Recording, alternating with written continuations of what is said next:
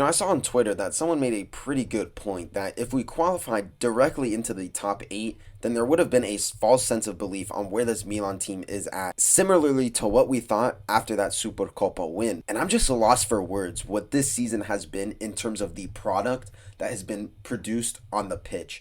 And there's no clear identity, and there's this emphasis of winning the ball back super quick, but not a single player shows the effort to do so. And these players are claiming that they died for Conceição, and the actions on the pitch just do not match what these guys are saying. This game and in other games since Conceição has been in charge, we look like we haven't even looked at a football. Going down in games just to come back in the worst way possible by not being convincing. And our record in all competitions since Conceição has been in charge: 5 wins, 1 draw, and 2 losses in all competitions. And it's hard to kind of commentate on these Milan games and make these videos because I feel like I'm saying the same thing week in and week out. Yunus Musa, I was praising him last week for having a decent performance against Parma, right? You saw some glimpses of, what he could be, and then he drops an absolute stinker of a performance. 2 silly yellow cards. Morata is useless. Tammy is useless. Tomori with some brain dead defending, looking so erratic. I feel like I'm a broken record talking about Tomori week in and week out.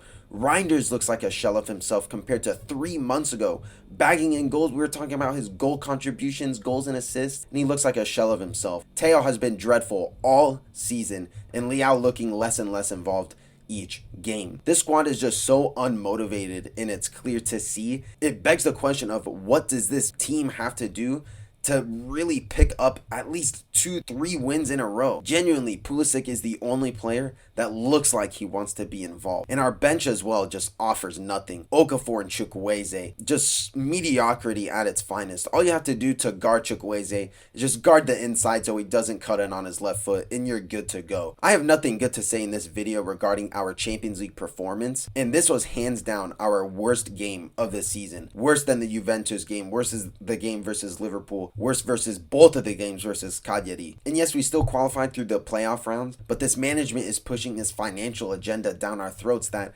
making money through the Champions League is the most important thing for us, and they produce us a squad like this. I just find it insane. And in the playoff round, we play PSV, and then if we progress through that round through a 1-game playoff, then we play either one of Feyenoord or Juventus. And I'm sick and tired of playing Juventus in these competitions, and then we play Inter next week, and I just feel like these games are just being super repetitive. But I want to move away from Champions League because I genuinely feel like our chances in the Champions League are not good. I do not think that we're going to beat PSV, especially with the squad looking like this. And I definitely do not see Milan going through, even if we were to play a Juventus or a Feyenoord. Genuinely, I think that this is the end of Milan's Champions League run. Now let's talk about something that came into the news earlier today. Francesco Camarda is going out on loan to Galliani's Monza until the end of the season. And I'm not particularly mad at this transfer because I want Camarda to get away from this toxicity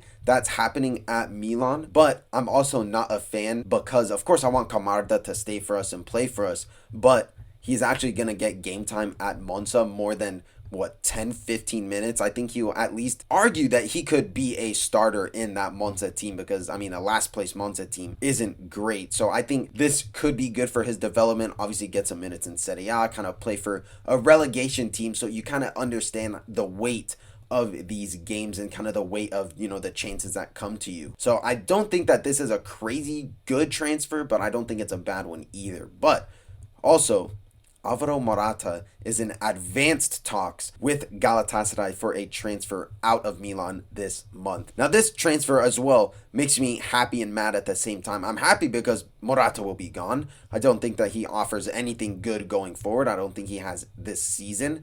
But it also means, and I hope, that we will bring in a new striker within the next day. Or I think the transfer window closes on the 4th of February, but regardless of the fact is, I'm upset that this management's transfer strategy makes 0 sense because Zlatan comes out in the press conferences saying that Morata is our guy and he's a leader and we're backing him, so on and so forth. But then just 5 months later, he's out the door.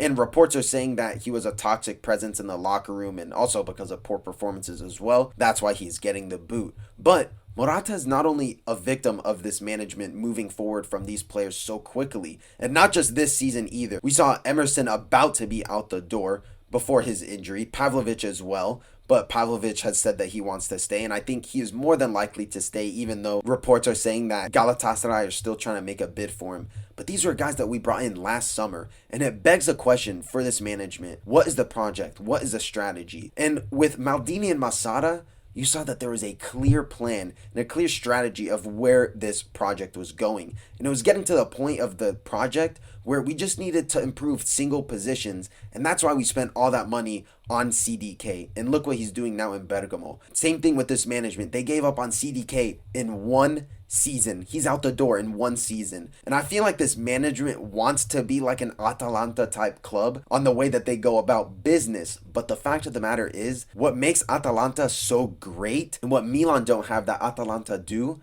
are directors that know the league and know how to do business in football. None of this management knows how to do business in football, and that's what made Maldini and Masada so special, is because not only was Maldini a respected figure in Serie A and in global football, but when Maldini gives you that call, you're going to answer. Not saying that, Zlatan, calls you and pick up the phone, but the weight of a Maldini phone call holds way more to what Zlatan does. And of course, the presence of Maldini on the pitch and everything like that, in the locker room, in the training ground, it's a lot more than what this current management brings. And you look at just the recruitment alone that this management has brought in, and the names like Chukwueze, Okafor, Musa, Emerson, Pavlovic, Morata.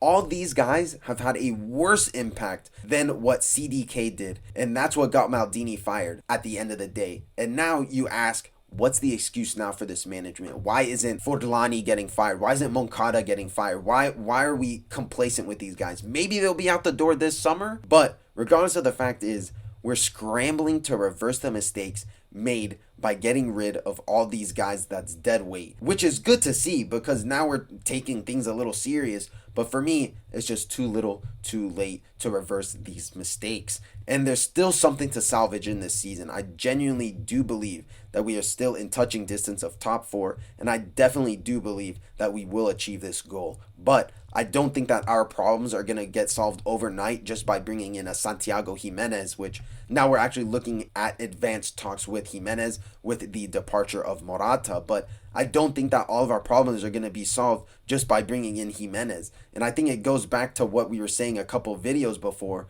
where that just because you plug up a hole, another one is going to come up. Or if you just put a band-aid over the wound, it doesn't mean it's going to heal. And I'm intrigued to see the impact of Kyle Walker in this team and how he can lead this team, because this transfer was hands down a transfer that this management was looking at for Milan to get some leadership in the locker room. I think that'll do it for this episode, guys. Thank you so much for tuning in. Make sure you guys like, comment, subscribe, and get involved in the comments section below.